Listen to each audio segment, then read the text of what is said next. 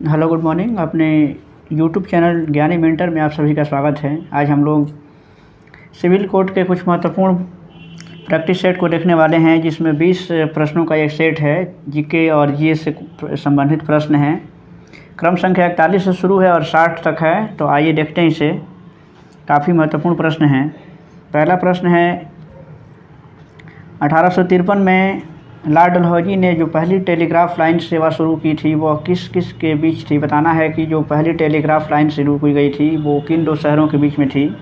Option है बम्बई और ठाणे, मुंबई और आगरा, कलकत्ता और आगरा, या फिर मद्रास, कलकत्ता और मद्रास। तो इसमें ऑप्शन आपके सामने हैं।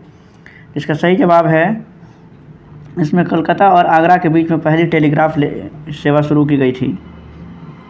ऑप्शन डी इसका सही जवाब है। 42वां प्रश्न है, भारतीय राष्ट्रीय कांग्रेस का अधिवेशन कहाँ आयोजित हुआ था। लखनऊ, कोलकाता, मुंबई या फिर मद्रास। तो भारतीय राष्ट्रीय कांग्रेस की स्थापना 1885 में मुंबई में हुई थी, यानी कि बम्बई में, और इसका पहला जो अधिवेशन है वो मुंबई में ही हुआ था। तो इस तरीके से इसका ऑप्शन सी सही है, यानी कि बम्बई।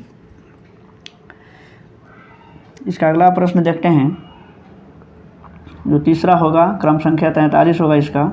तीसरा प्रश्न है, स्वामी दयानंद सरस्वती ने प्रथम आर्य समाज 1875 ईस्वी में कहाँ स्थापित की थी। स्वामी दयानंद सरस्वती ने 1875 में जो आर्य समाज की स्थापना की थी वो कहाँ की थी, ये बताना। इसमें बम्बे, लाहौर, नागपुर और अहमदनगर। तो इसका सही जवाब है, बम्बे में किया था उन्होंने। आर्य समाज की स्थापना जो हुई थी 1875 में, बम्बे में हुई थी। ऑप्शन ए सही है। 44वां प्रश्न देखते हैं, शासन की संघीय प्रणाली इस अधिनियम के अंतर्गत स्थापित की गई थी। ये बताना है कि भारत में जो शासन की संघीय प्रणाली स्थापित की गई थी तो वो किस एक्ट के तहत की गई थी।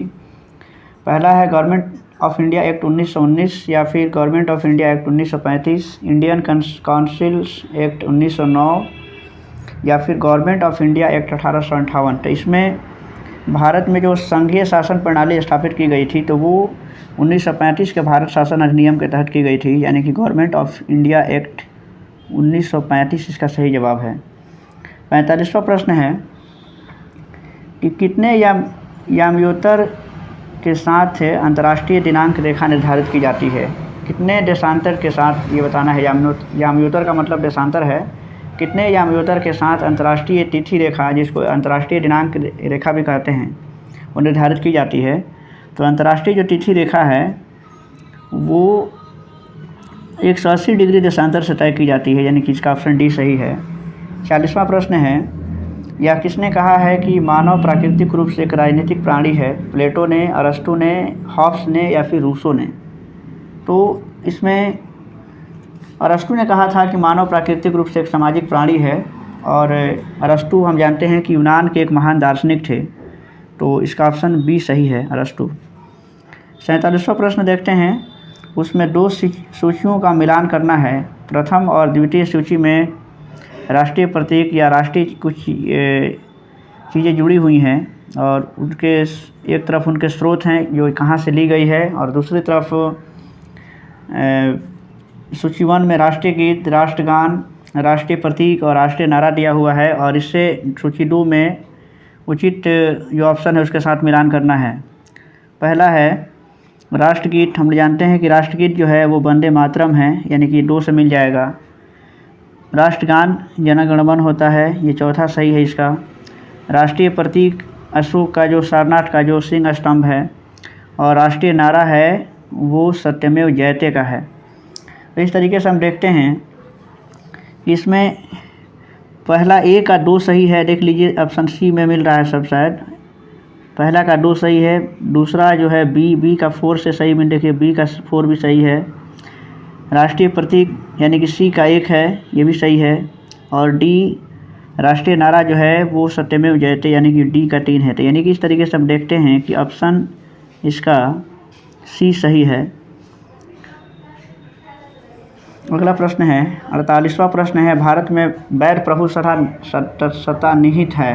राष्ट्रपति में, न्यायपालिका में, मंत्रिमंडल में, या फिर संविधान में। भारत में वैध प्रभु सत्ता जो है वो संविधान में निहित है, यानी कि भारत में संविधान सर्वोपरि होता है। तो इस तरीके से भारत में संविधान की सर्वोच्चता है और इस तरीके से जो वैध प्रभुसत्ता है वो संविधान में निहित है। तो इसलिए इसका ऑप्शन डी सही हो जाएगा संविधान में। 49वां प्रश्न है, भारतीय रिजर्व बैंक की स्थापना कब हुई थी? 1947, 1951, 1955 या फिर 1935 में? भारतीय रिजर्व बैंक की स्थापना हुई थी 1 अप्रैल 1935 में, इसलिए इसका ऑप्शन सी सही है। अगला प्रश्न देखते हैं, लखनऊ समझौता किस वर्ष हुआ था? 1915, 1916, 17 या फिर 18 में? लखनऊ समझौता 1916 में हुआ था, इसलिए इसका ऑप्शन बी सही है। 50वां प्रश्न देखते हैं, पेरिस में स्थित इंटरनेशनल ऑफ एजुकेशनल प्लानिंग संयुक्त राष्ट्र के किस संगठन का अंग है? ये बताना है कि पेरिस में स्थित जो है international institute of educational planning संयुक्त राष्ट्र के किस संगठन का अंग है? यूनिसेफ, यूएनयू का या फिर ILO, यूनेस्को? इसमें सही जवाब है ये यूनेस्को से संबंधित है, इसलिए इसका ऑप्शन डी सही है। 52वां प्रश्न देखते हैं, नंदा झील रामसर साइट किस राज्य में है? तो नंदा झील रामसर साइट जो है वो गोवा राज्य में है, इसलिए इसका ऑप्शन डी सही है। 53वां प्रश्न है, निम्नलिखित में से कौन सी सरकार 100% पेपरलेस होने वाली विश्व की पहली सरकार बन गई है? कौन सी सरकार है जो 100% पेपरलेस होने वाली विश्व की पहली सरकार बन गई है? तो इसका ऑप्शन ये डी सही है। दुबई जो है, दुबई की जो सरकार है वो 100% पेपरलेस सरकार होने वाली विश्व की पहली सरकार बन गई है, ऑप्शन डी सही है। अगला प्रश्न है, कॉन्ट्रैक्ट का हिंदी शब्द निम्न में से कौन है? कॉन्ट्रैक्ट जो शब्द है उसका हिंदी रूपांतरण बताना है, कौन सा शब्द होगा? भागीदारी, प्रक्रिया, संविदा या अंतरण? तो ये इसका ऑप्शन ये सी जो है, कॉन्ट्रैक्ट को हिंदी में संविदा कहा जाता है, तो इसलिए इसका सी ऑप्शन सही है। अगला प्रश्न है, इंडियन ट्रस्ट एक्ट का हिंदी रूप निम्न में से कौन है? इंडियन ट्रस्ट एक्ट, इसका हिंदी रूप निम्न में से कौन है? भारतीय विश्वास अधिनियम, भारतीय विश्वास कानून या फिर भारतीय न्यास अधिनियम, भारतीय संस्था अधिनियम?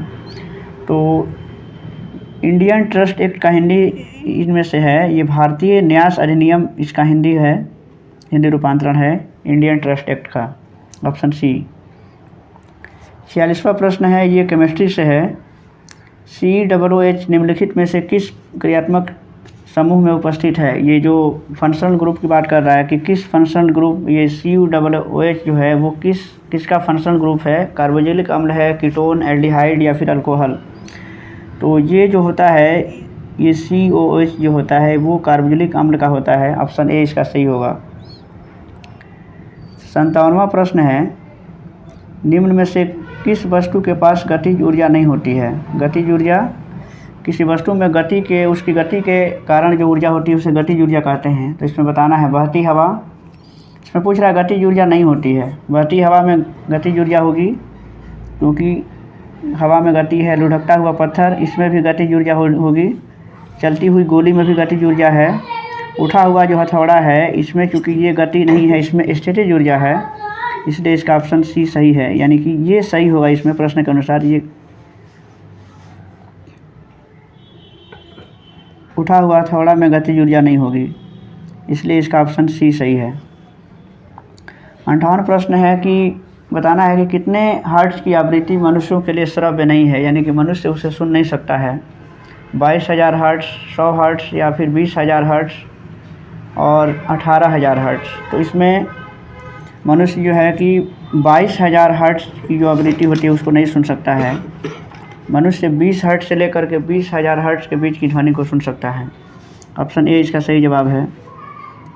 59वां प्रश्न है, जिसमें बताना है कि किसमें कार्बन के और हाइड्रोजन के 6 परमाणु होते हैं?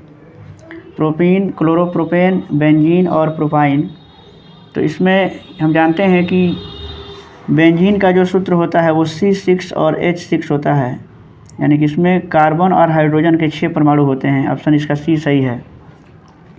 और अंतिम प्रश्न है, कि दो भौतिक राशियों में से किसकी इकाई समान है? बल और गति का, बल और प्रणोद, बल और वजन, और बल दबाव और बल। तो इसमें बताना है कि किसकी जो यूनिट होता है, किसका मात्रक जो है वो एक समान होता है। इसमें बल और वजन यानी कि बल और भार जो होता है दोनों का यूनिट सेम होता है, न्यूटन होता है। ऑप्शन सी इसका सही जवाब है।